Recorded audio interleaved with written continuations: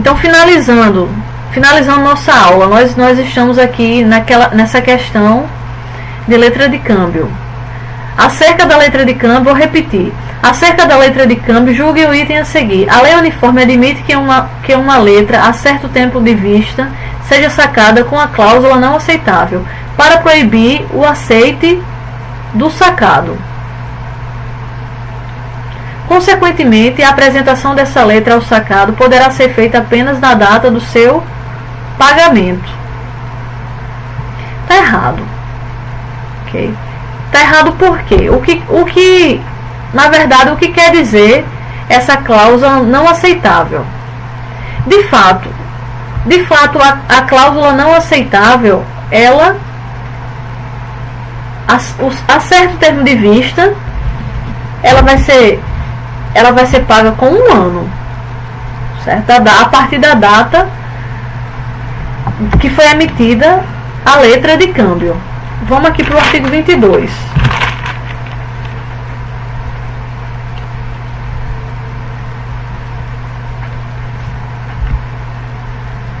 Ela vai ser paga, tá aqui embaixo, certo? A gente já falou isso. Só que não tem nada a ver com essa cláusula não aceitável. Essa cláusula não aceitável, certo? Na verdade, com a cláusula não aceitável. A cláusula não aceitável quer dizer o seguinte: a cláusula não aceitável é quando eu estou impondo no caso, o sacador, emitente. Estou dizendo, olha, o vencimento da letra, você não vai me cobrar, não vai apresentar o sacado, certo? Antes da data que foi estipulada. Não pode haver o pagamento antecipado. Ou seja, a pessoa não pode apresentar antecipadamente o pagamento,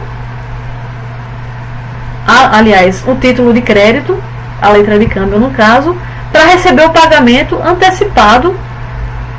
Quer dizer, essa cláusula não aceitável, ela obriga ao tomador a aguardar o tempo correto para apresentar ao sacado a obrigação que ele deve quitar.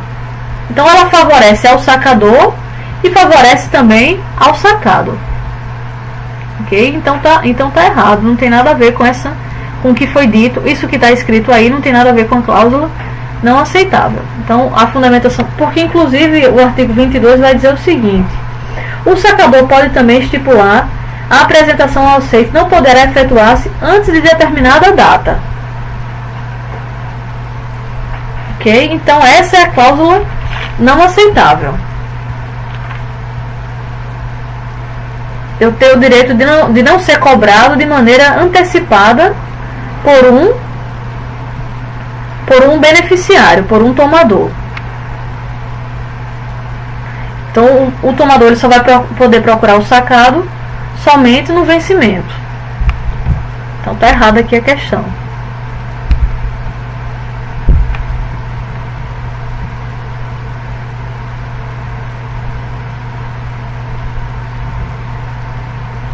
Então não é acerto o tempo de vista.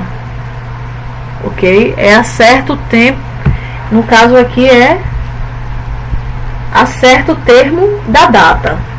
Seria acerto o termo da data, que teria essa questão da cláusula não aceitável. A fundamentação estaria no artigo... Acerto termo de vista é o que está no artigo 23, e a fundamentação daqui está no artigo 22. Ok? Por isso que está errado.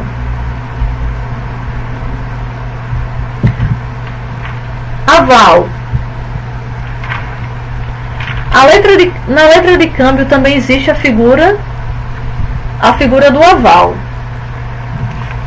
O pagamento de uma letra de câmbio pode ser no todo ou em parte garantido por aval. Isso está no artigo 30. A fundamentação para isso está no artigo 30. Descarregou o celular. Só um instante, vou apertar pausa.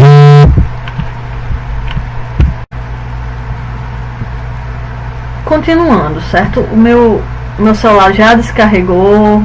Já estou passando do horário, já está quase meia-noite já, mas enfim, eu tenho que terminar, né? Eu iniciei, tenho que terminar essa aula. Então vamos terminar aqui em doce e pagamentos. Já está no finalzinho, vamos ter um pouquinho de paciência que já está chegando ao fim. Então paramos aqui no artigo 30, certo? O pagamento de uma letra pode ser no todo, ou em parte garantido por aval. Então é permitido o aval parcial. Quando a gente verifica na lei, lá na lei civil do Código Civil, que não é possível o aval parcial, só que se sobrepõe, mais uma vez, a lei específica se sobrepõe. O artigo 30 diz que é possível o aval parcial.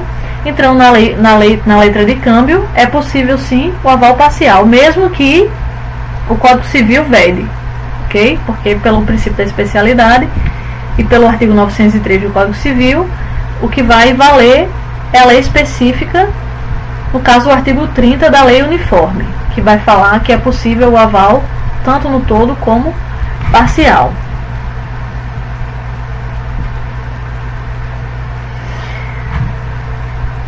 Para você verificar que está existindo uma situação de aval, o artigo 31 já está dizendo como é que você verifica uma situação de aval. É assim, o aval é escrito na própria letra, diz o artigo 31. O aval é escrito na própria letra ou numa folha anexa. Então, geralmente exprime-se pela palavra assim, bom para aval. Por qualquer fórmula equivalente à assinatura do dador do aval. Ok?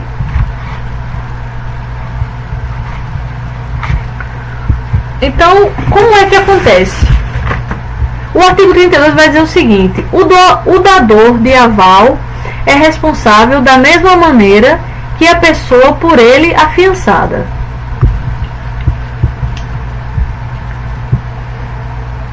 Só que não é permitido o aval, aliás, o avalista ele não vai garantir o aval quando acontecer uma situação de vício de forma. É muito importante isso.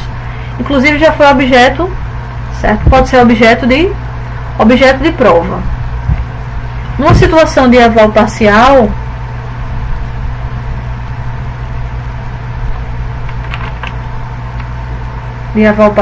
não vai ser, aliás, numa situação de vício de forma, o avalista ele não está obrigado a garantir aquela obrigação pela qual ele a princípio estava se tornando garantidor. Por quê? Porque o artigo 32 vai dizer o seguinte: a sua obrigação mantém-se mesmo no caso de a obrigação que ele garantiu ser nula ou por qualquer razão que não seja um vício de forma. Então, o vício de forma redime o avalista. Então, vamos estabelecer uma regra aqui para um mapa mental para eu não estou usando cores diferentes, sabe? Aqui eu só estou usando uma caneta só, mas lá na lousa eu vou ter a oportunidade de usar várias cores, podendo fazer melhor o mapa mental, mas a princípio é isso. Espera aí que eu vou pegar para mostrar para vocês.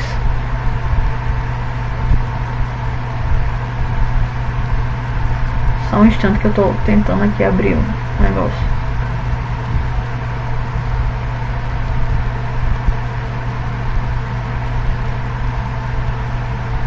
Tá dando um erro.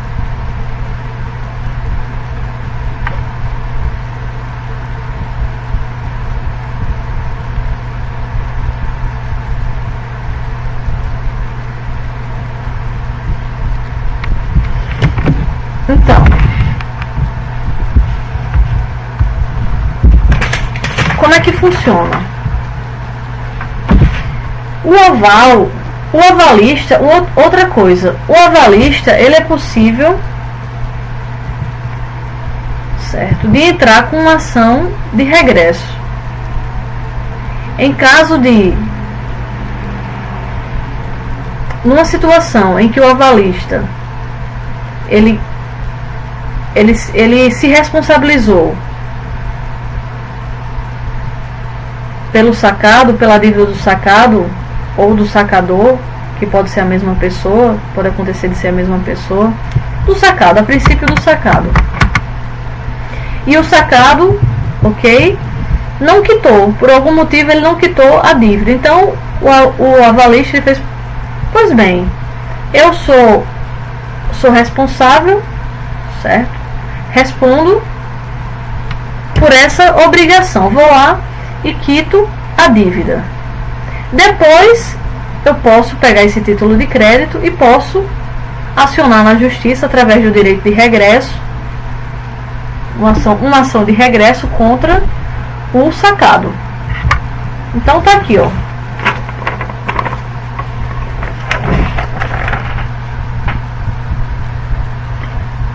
Aval, sacador, sacado e beneficiário. Aí embaixo do sacado tem a figura do avalista. O avalista não cumpriu, aliás, o sacado não cumpriu a obrigação. O avalista foi e quitou a obrigação. Nesse caso, cabe uma ação de regresso, aqui, o direito de regresso contra o sacado que não quitou a dívida. Ok?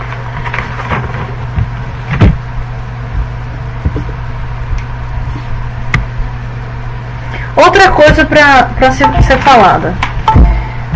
O avalista, se ele for casado, o avalista, ou casado ou casada, né, seja homem ou mulher, não é? ele não pode dar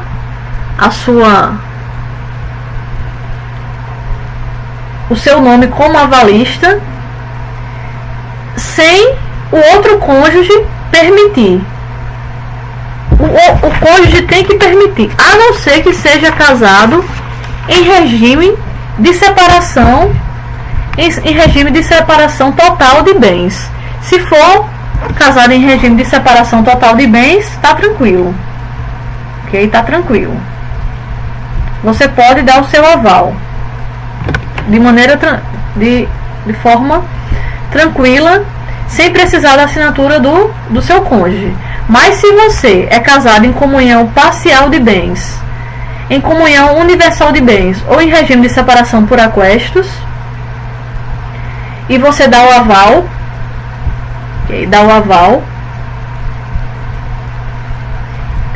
sem autorização do seu cônjuge, o que é que vai acontecer? Vai acontecer que essa vai ser nula, né? Esse aval vai ser anulado, vai ser tornado inválido. Vai acontecer a invalidação desse aval. E o fundamento para isso está no artigo 1647 do Código Civil. Vamos para o artigo 1647 do Código Civil. Aqui, ó, ressalvado o disposto no artigo 1648, nenhum dos cônjuges pode, sem autorização do outro, exceto no regime de separação absoluta, prestar fiança ou aval. E o artigo 1642 vai dizer: qualquer que seja o regime de bens, tanto o marido quanto a mulher podem livremente demandar a rescisão dos contratos de fiança e doação ou invalidação do aval realizados pelo outro cônjuge com infração do disposto, ok? Então, se ele não é casado em regime de separação total de bens, ele faz o aval sem autorização do cônjuge, é possível haver a invalidação do aval.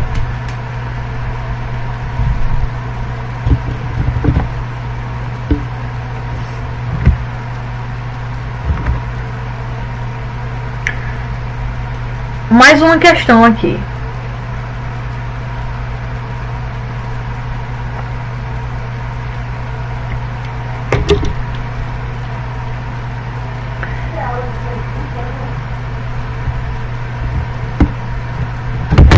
ganha.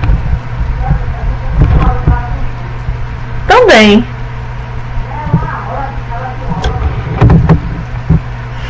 O artigo 2016 da Banca FCC, certo? Do DPE, Defensoria Pública do Estado do Espírito Santo, prova para defensor público. Então, sobre o endosso e o aval de letras de câmbio e notas promissórias, vamos estabelecer, diz o seguinte: alternativa 1, aliás, alternativa assertiva 1. Pelo endosso, transmite todos os direitos emergentes da letra de câmbio e da nota promissória e o endossante, salvo cláusula em contrário, garante o pagamento desses títulos. Tá certo. Okay? Isso tá certo. Por que tá certo? Porque tá no artigo 14 e no artigo 15 da lei específica que nós estamos estudando, da lei uniforme. Vai dizer o seguinte: o endosso transmite todos os direitos emergentes da letra. E o 15 vai dizer: o endossante, salvo cláusula em contrário, é garante tanto da aceitação como do pagamento da letra. Então tá correto, certo? O 2, o inciso 2, alternativa 2 vai dizer: o endosso pode ser condicional, mas não parcial. Não, tá errado. Nós estudamos aqui que ele nem pode ser condicional nem parcial. Então vamos ver, a fundamentação está no artigo 12, ok? Que nós já estudamos. O endosso deve ser puro e simples. Qualquer condição a que ele seja subordinado, considere-se como não escrita. Então, se considera-se como não escrito, então não é permitido qualquer tipo de condição. Então, está errado esse item. O 3. O pagamento de uma letra de câmbio ou de uma nota promissória pode ser no todo ou em parte garantido por aval. No todo ou em parte garantido por aval. Tá certo ou tá errado? Tá certo. Porque tá ipsis literis o que diz o artigo 30, que diz o seguinte: o pagamento de uma letra pode ser no todo ou em parte garantido por aval. Assertiva 4. O avalista é responsável da mesma maneira que a pessoa afiançada, mas a sua obrigação se mantém se a obrigação que ele garantiu for nula apenas por vício de